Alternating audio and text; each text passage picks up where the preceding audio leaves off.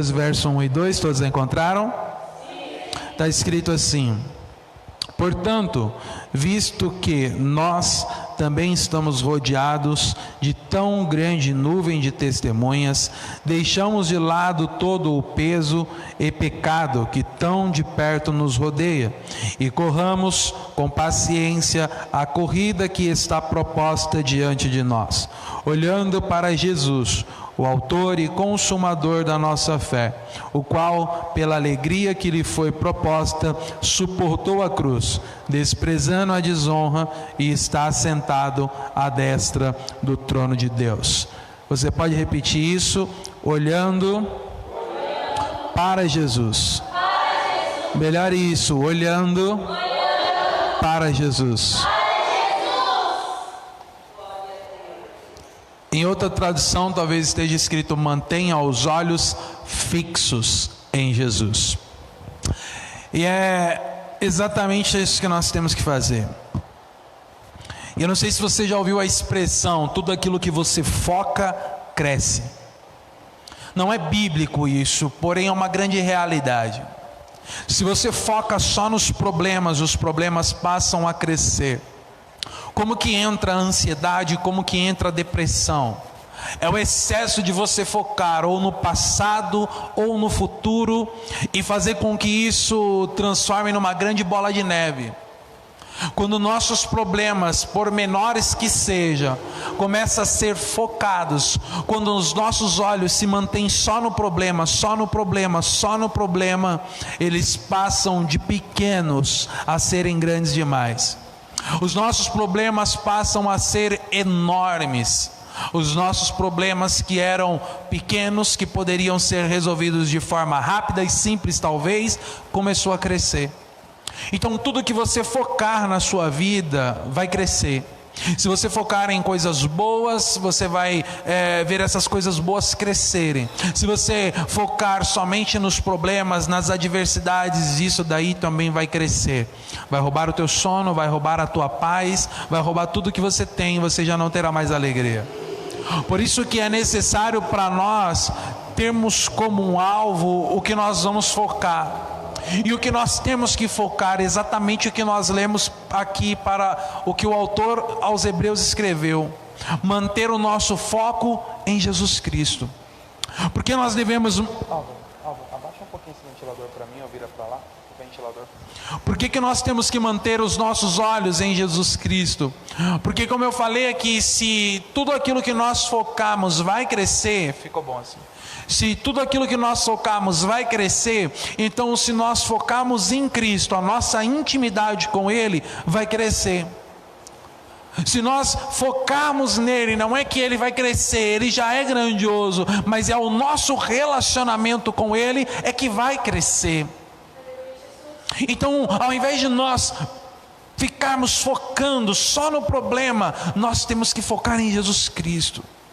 Nós precisamos começar a olhar mais para Ele. Nós precisamos começar a dizer: Jesus, eu quero focar em Ti. Eu quero elevar os meus pensamentos nas coisas de cima, nas coisas do alto. Porque é daí que vem o meu socorro. É do alto que vai vir a providência, e não daqui da terra. Então vamos focar na solução. Não, nem sempre focar na solução vai simplesmente fazer as coisas acontecer, porque nem sempre nós temos a solução, nem sempre nós conseguimos enxergar a solução.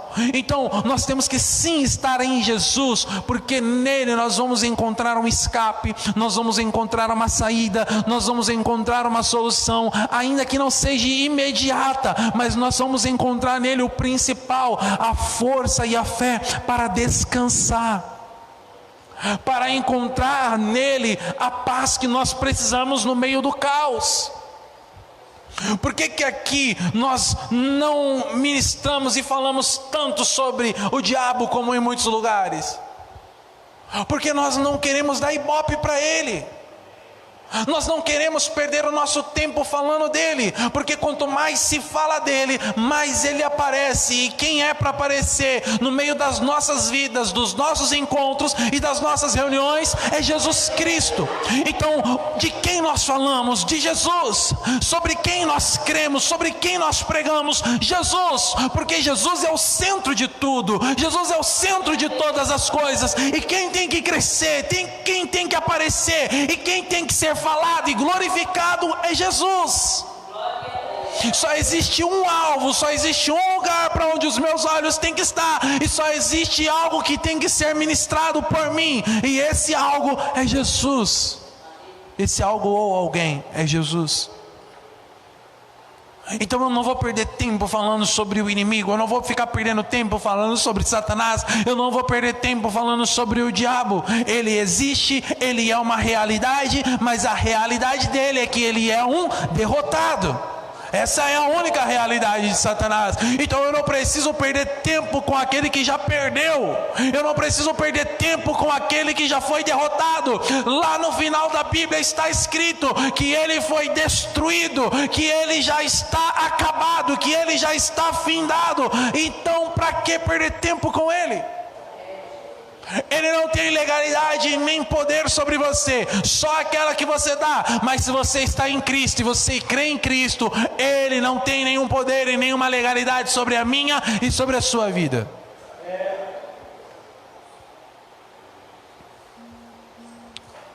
É Jesus Cristo que nós precisamos exaltar. É Jesus Cristo que precisa estar no centro de todas as coisas. É Ele que precisa ser o centro de tudo das nossas vidas. Se tem um nome que nós temos que promover, é o nome dEle. Porque é Ele que se esvazia. Filipenses 9 diz assim: sendo encontrado na forma humana, humilhou-se a si mesmo, foi obediente até a morte e a morte de cruz. Existe alguém maior e melhor do que esse? Que ele decide se esvaziar de toda a tua glória e se posicionar agora como homem e ir à morte por nós. Morrer por todos nós, morrer por nós pecadores. É esse Jesus. Agora, o que tem acontecido nesse tempo é se falado muito sobre o coronavírus. Então, quanto mais nós focamos nisso, mais vai crescer. Não é para deixar passar despercebido, não é isso que eu estou falando. Não é para fingir que não existe, não é isso que eu estou falando. É como eu disse, existe, é uma realidade. Porém, nós temos que crer que não vai ter poder e nem legalidade sobre as nossas vidas. Nós podemos perder todo o nosso tempo falando sobre isso. Nós podemos gastar o nosso dia falando sobre isso. Mas quem nós somos no meio de todo esse mundo? O que é o Evangelho? O Evangelho é uma boa notícia. É boa notícia. A gente tem que olhar para o nome e perceber que nome que nós estamos falando. Porque a Bíblia diz que não há nenhum nome como o do nosso Senhor. Como eu disse aqui, que esse daqui, o nosso Jesus Cristo, o nome dele foi exaltado e elevado. O texto de Filipenses 9 continua, ele diz que ele foi crucificado, e por causa da sua crucificação, o Pai elevou o seu nome e fez o nome dele, o nome que está acima de todo, nome que está acima de todo. Só que quando eu falo sobre nome, uma coisinha vem na tua e na minha cabeça, o nome de alguém. Então, se o nome de Jesus está acima de todo nome, a primeira coisa que você pensa é: o nome de Jesus está acima do nome Diego, o nome de Jesus está acima do nome pastor, o nome de Jesus está acima de qualquer nome. Isso é maravilhoso, só que não para por aí. Se o nome dele está acima de todo nome, o nome dele está acima de qualquer nome daqui da terra. Por exemplo, se eu falo crise, crise não é o nome de alguém, mas é a condição de alguém. Então, se a sua condição e o nome da sua condição é crise, nós vamos trocar essa palavra crise por Jesus. Se o nome dele é maior do que qualquer nome, quer dizer que o nome dele é maior do que o nome crise. Entendeu? Se o nome dele, se há uma enfermidade, tem um câncer, o câncer é poderoso, o câncer destrói, o nome é câncer. Não é o nome de uma pessoa, mas é o nome de uma doença. Se nós trocarmos o nome dessa doença para Jesus, quer dizer que o nome é maior do que essa doença. Percebe como que muda? Não é o nome que está acima de todo nome, pensando só sobre nome de pessoas aqui na terra, sobre homens da terra, sobre autoridades da terra, mas é sobre qualquer condição de nome. Se é uma enfermidade, se é uma crise, se é um problema, se é coronavírus, nós vamos trocar por Jesus. Qual é o maior nome que existe? É o nome de Jesus Cristo. Qual é o nome que está acima de todos os nomes? Jesus Cristo. Qual é o nome que está acima de qualquer vírus? Jesus Cristo. É esse nome que tem que brilhar, é esse nome que Deus fez estar acima de qualquer nome. Então eu não sou o que falam que eu sou, eu não creio naquilo que estão falando a meu respeito, eu creio no nome que está acima de todos os nomes, o nome que tem poder, é o nome de Jesus. É esse nome. Tudo isso existe, sim, porque por causa da natureza adâmica, por causa do pecado de Adão, entrou as enfermidades na terra, entrou todo tipo de coisa ruim na terra. Deus criou o câncer? Não. Deus criou as enfermidades? Não. Deus não criou nada disso. Tudo que Deus fez, a Bíblia diz que Ele viu que era bom. Tudo que for ruim, presta atenção nisso, tudo que for ruim, não foi Deus que fez, é consequência da natureza caída. Tudo que é bom foi o que Deus fez. E o que é ruim? Consequência da natureza caída. Tudo que Deus fez é bom. Tudo que é ruim é consequência da natureza caída. Essa é a realidade. E nós, como portadores do Evangelho, nós temos que ser portadores de boas notícias. Você vai chegar numa rodinha de pessoas, não pode ser grupo muito grande hoje, só que quando você chegar lá, quem você vai ser? A pessoa que vai dar boa notícia ou a pessoa que vai ficar falando das más notícias? Se o Evangelho é uma boa notícia, se o poder de Deus está no Evangelho, a Bíblia diz que o Evangelho é o poder de Deus. Você já parou para pensar nisso, que o Evangelho é o poder de Deus? E não há nenhuma outra menção na Bíblia Sagrada falando sobre o poder de Deus em outra coisa. Por exemplo, se acontecer uma cura dentro da igreja, nós vamos olhar e dizer: olha, o poder de Deus está manifestando naquela igreja porque houve uma cura. Não. O poder de Deus só pode ser testificado dentro de qualquer lugar se o Evangelho está sendo pregado.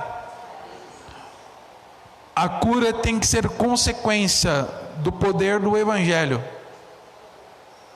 Então aconteceu uma cura, maravilha, quem deu, foi Deus que fez? Sim, mas a maior evidência do poder de Deus não está na cura, não está na libertação, mas está na boa pregação do Evangelho. É aí que nós vemos o poder. A Bíblia diz que o poder está no Evangelho. Então, se você entende o Evangelho, você entende o poder de Deus. E o que é o Evangelho? Uma boa notícia. Se nós somos pregadores do Evangelho, nós somos pregadores de boa notícia. nós anunciamos as boas novas, boas notícias. Então quando você chegar, as pessoas têm que olhar para você de longe chegando, e quando eles olharem para você, eles têm que pensar: aí vem aquele que traz boas notícias, aí vem aquela que traz boas notícias. Quando você chegar de manhã no seu trabalho, quando você chegar na tua faculdade, quando você chegar na tua roda de amigos, vão ter que olhar para você e pensar: vem alguém que traz boas notícias, vem alguém que traz boas notícias. As pessoas vão ter que ter prazer e alegria de estar perto de você, porque vão pensar: ele é alguém que não fica falando coisas ruins, ele traz boas novas. Ah, que coisa ruim é você estar perto de gente que é pessimista, que só reclama, que só murmura, que só fala de tragédia. Já basta nós ligarmos a TV e ficar vendo tanta tragédia e desgraça acontecendo. Não entenda isso errado, não é fazer de conta que não está acontecendo, mas é olhar para o caos e dizer: está acontecendo tudo isso, mas eu tenho uma boa notícia: Jesus vive, Jesus reina, Jesus governa. Eu tenho uma boa notícia: Jesus morreu por ele, Jesus morreu por ela, Jesus morreu por nós, Jesus pode todas as coisas. É isso que é trazer boa notícia, é isso que é anunciar as boas novas, é olhar e compreender e ver em Jesus Cristo que há uma grande e boa saída para tudo isso. Então nós temos que ser aqueles que vão trazer boas notícias. Fé em Jesus e na sua obra consumada. Fé em Jesus e na obra consumada. Tem uma frase que diz assim: alimente sua fé e seus medos morrerão de fome. Não é bíblica e eu não sei qual é o autor que escreveu, mas essa frase é fantástica. Alimente a sua fé e todos os seus medos vão morrer de fome. Sabe qual é a maior vontade do inimigo? É fazer eu e você ter medo. Porque quando ele coloca medo em nós, ele nos paralisa, nos aprisiona. A maior vontade do inimigo é fazer eu e você viver com medo. Por que existe tanta opressão? Por que tem tanta gente que se apega rapidinho para poder correr e estar numa igreja ou ir atrás de Deus? Porque alguém disse: olha, se você não fizer isso, se você não fizer aquilo, você vai para o inferno. E a pessoa vive dentro da igreja e ela fala: eu estou aqui, eu estou tranquilo, eu não vou mais para o inferno, eu não posso perder a minha salvação, e isso e aquilo. Só que aquela pessoa está com medo, não está por amor. Seguir a Deus não tem que ser baseado no medo, tem que ser baseado no amor. Seguir a Jesus não tem que ser algo que você vem por pesar, por medo, dizendo eu tenho que ir porque eu sou obrigado a ir. Não, você tem que seguir Ele por amor. Você tem que olhar para Ele e ver Ele em sua forma amorosa. A sua fé precisa ser alimentada e não o seu medo. Lembra o que eu disse aqui no início? Tudo aquilo que você foca vai crescer. Então se você só focar no medo, o seu medo vai crescendo. A Bíblia diz em 1 Pedro 5,8 assim: estejam alertas e vigiem. O diabo, o inimigo de vocês, anda ao redor como um leão, rugindo, e procura quem possa devorar. Esse texto fez sentido para mim um dia, quando eu percebi que o leão não faz barulho para caçar a sua vítima, ele vem em silêncio. Ele não é um leão, o diabo, mas aqui Pedro vai dizer que ele vem como um leão rugindo. O leão que ruge, ele não caça, mas ele espanta tudo ao seu redor. Se o leão rugir ao seu lado, você vai ficar parado esperando ele fazer alguma coisa? Você vai correr. Então o diabo ruge para quê? Não é para te devorar, é para colocar medo em você e você correr. Só que se você tem a certeza de que ele é um derrotado, e na verdade ele está rugindo com medo de você, e ele faz isso para te assustar, e quando ele rugir, você falar: não, eu sei quem é o verdadeiro leão, é o leão da tribo de Judá, eu sei quem é o verdadeiro, e eu sei ainda mais que ele está comigo. Você pode rugir, você pode gritar, mas daqui eu não saio. Como dizem aí aquele grande poeta, pode vir quente que eu estou fervendo. E quando ele vir, irmão, e rugir, não foge. Não deixe que o medo te domine. Lembra do gigante Golias? Ele subia ao acampamento de Israel e sempre afrontava o povo de Israel. E todo o povo corria com medo dele. O que o gigante fazia? Matava alguém?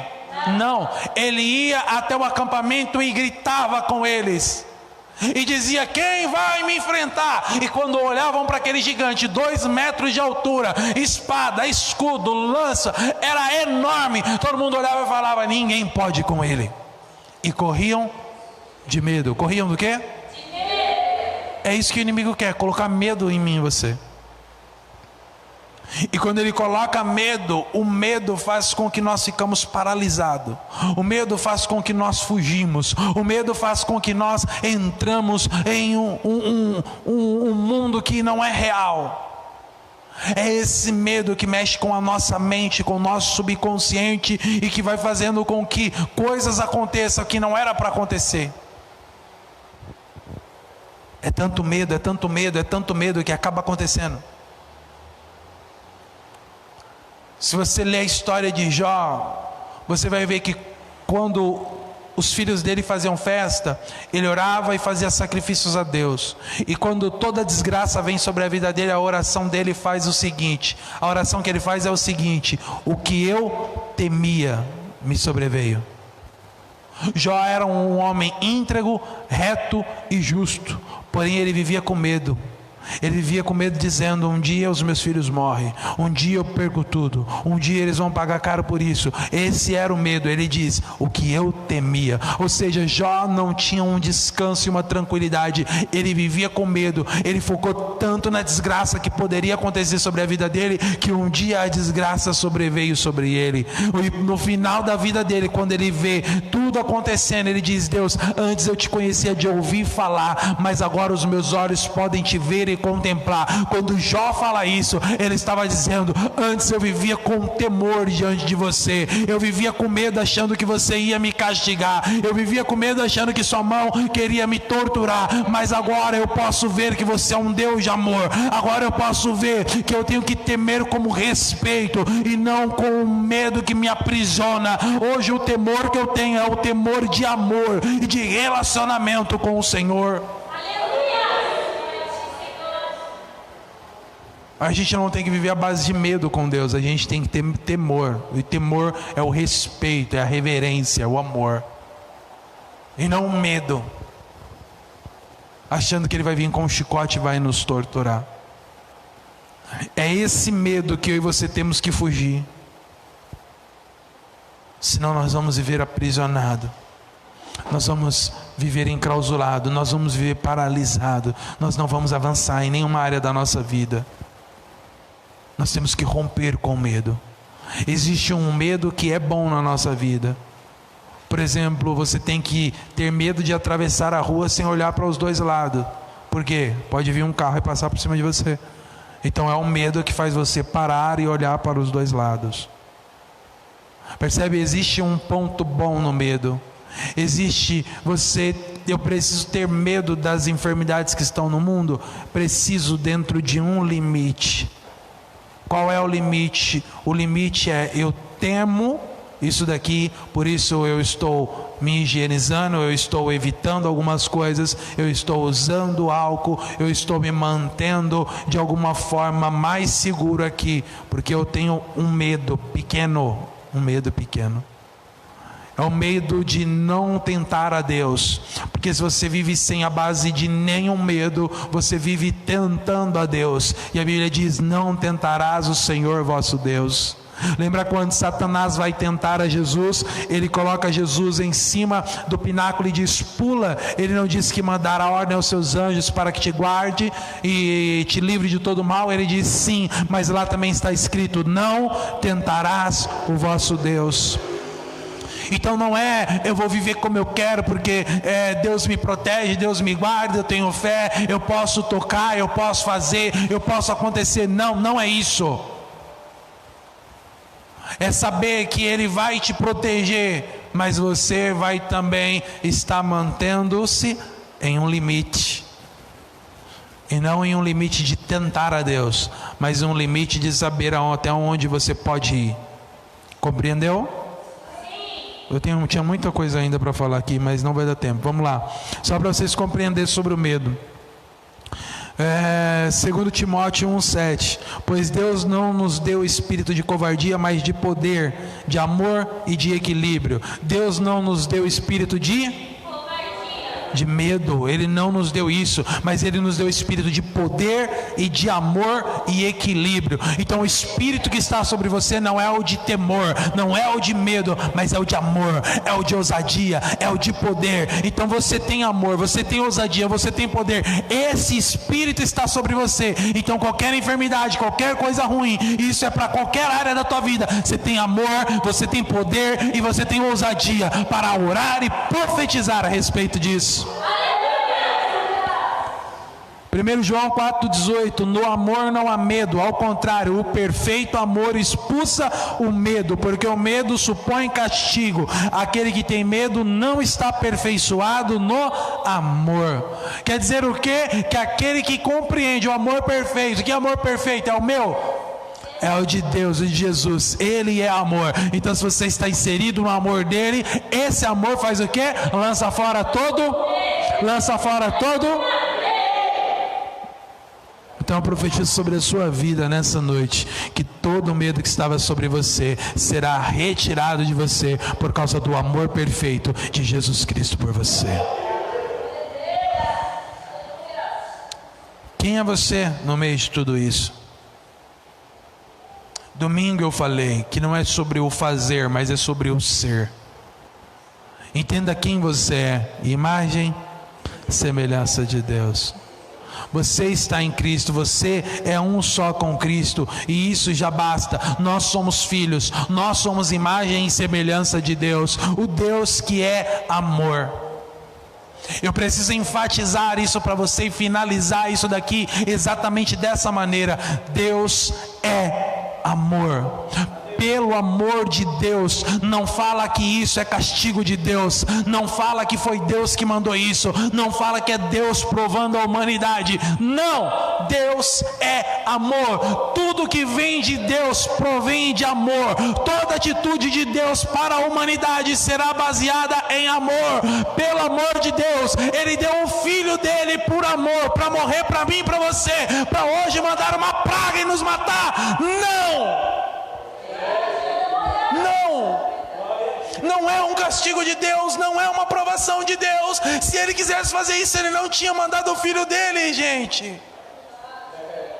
É só questão de ler a Bíblia e pensar um pouco. Ele entregou o Filho dele para morrer por nós, um inocente, morrer por nós, culpado, para agora Ele falar e ficar brincando de mandar praguinha. Não, isso é coisa do homem e não de Deus. Isso é problema da natureza adâmica, caída e pecaminosa, e não de Deus. O Deus que é amor vai continuar nos livrando. O Deus que é amor vai continuar estendendo a mão sobre o seu povo. O Deus que é amor vai continuar dizendo: amem um ao outro, parem de destruir um ao outro. Esse é o nosso Deus, o Deus que entregou o teu filho, igreja. Se Ele entregou o Filho dele, o que Ele tinha de mais precioso, agora Ele vai ficar brincando de jogar praga em nós? Não. Então não aceite e, por favor, não fale que isso é dele, que Ele que está mandando isso, que Ele está castigando a terra. Não. Se Ele quisesse te castigar a terra, Ele não tinha colocado o castigo que era nosso no teu filho. o castigo que nos traz a paz foi lançado sobre ele. Foi moído, transpassado pelas nossas transgressões, pelos nossos pecados.